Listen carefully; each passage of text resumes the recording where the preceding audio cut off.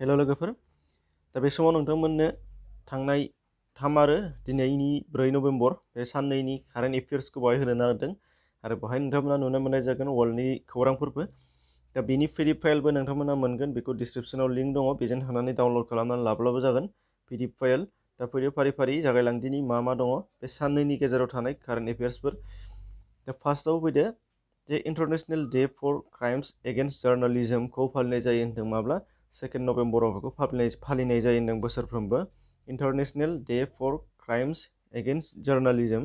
दा बिनि सायाव बेनिफ्राय दङ नाम्बार 2आव पाब्लिक एफेयार्स इन्डेक्स 2020आव भारतनि बबे मोनसे रायजोआ टप लिस्टआव सायख'जादों होनदों, माने गेदेरफोरनि सायाव बबे हादरा गिदिरसिन बे गिदिरनि सायाव लिस्ट हिसाबै सायख'नाय जायो बोसोरफ्रोमबो, आरो बे बोसोरफ्रोमबो सायख'नायनि देग्लायनि 2020नि पाब्लिक एफेयार्स इन्डेक्सआव टपआव दङ होनदों केरेला रायजोआ।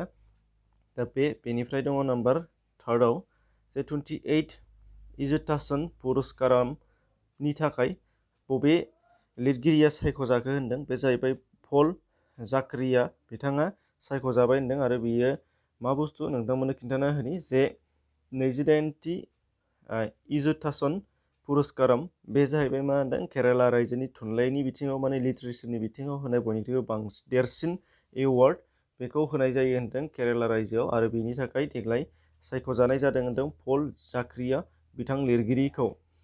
बेनिफ्राय दङ नाम्बार 4आव एनएसडिसि आरो माइक्रसफ्ट कम्पानि मोननैजों आइजोफोरनि डिजिटेल स्किलखौ बांहोनो थाखाय मा होनाय जादों to provide digital skill to women, माने आइजोफोरनि डिजिटेल स्किलखौ बांहोनो थाखाय एनएसडिसि आरो माइक्रसफ्ट कम्पानि मोननैजों पार्टनार जाबाय होनदों। दा एनएसडिसिआ मा बुस्थु बेखौ नोंथांमोना मिथियाबो जानो हागौ, बेखौ नायबानो लाबानो जाबाय।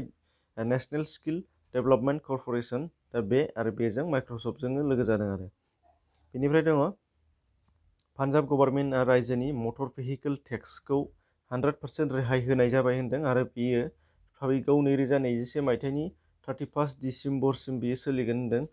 फैगौ 2021 मायथाइनि 31 दिसेम्बरसिम पान्जाब गभर्नमेन्टआ मटर भेहिकल्सनि सायाव टेक्सखौ 100% रेहाय होनाय जाबाय होनदों।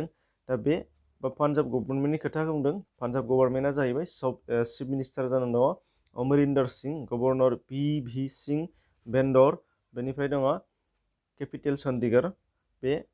बेनिफ्राय नाम्बार 6 आसाम सोरखारा पाब्लिक सार्भिस कमिसनाव ट्रान्सजेन्डारफोरनि थाखाय आनजाद होहोनो गनायथि होनाय जाबाय होनदों। आरो बेयो भारतनि गेजेरावनो फार्स्ट रायजो होनदों, जोंनि आसामानो खौ गनायथि होनाय जाबाय जे पाब्लिक सार्भिस कमिसन एग्जामाव ट्रान्सजेन्डारफोरखौबो आनजाद होहोनो हानाय जाबाय। आरो बिथांमोनाबो आनजाद होनो हासिगोन, नाथाय गुबुन गुबुन रायजोआव दासिमबो मोनथ'वाखै, आरो भारतनि गेजेराव बेनो फार्स्ट जादों होनना बुंदों।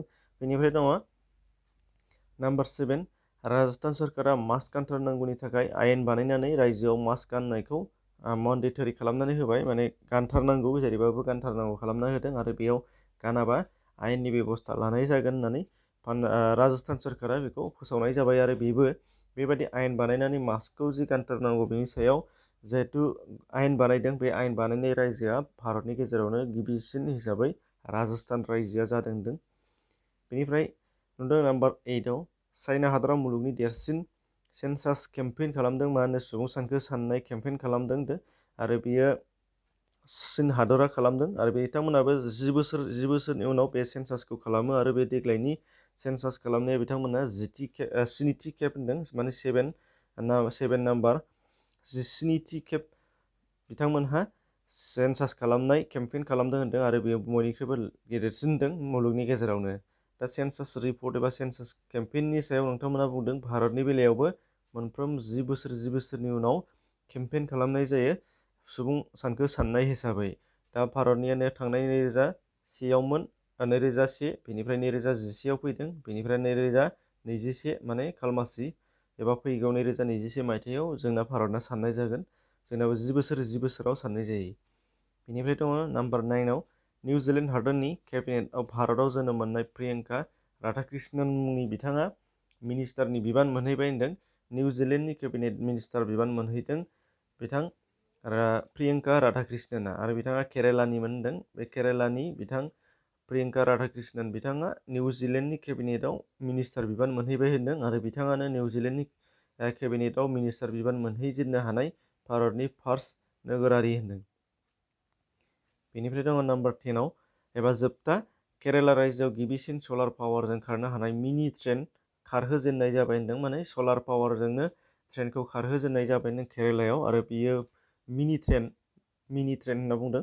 दा बेखौ बानायजेननो हानाय रायजोआ केरेलायावनो होनदों, भारतआ केरेलायावनो बानायजेननाय जादों। दा बेखिनि दिनैनि थाखाय एसेनोसै, गोजोन्थों।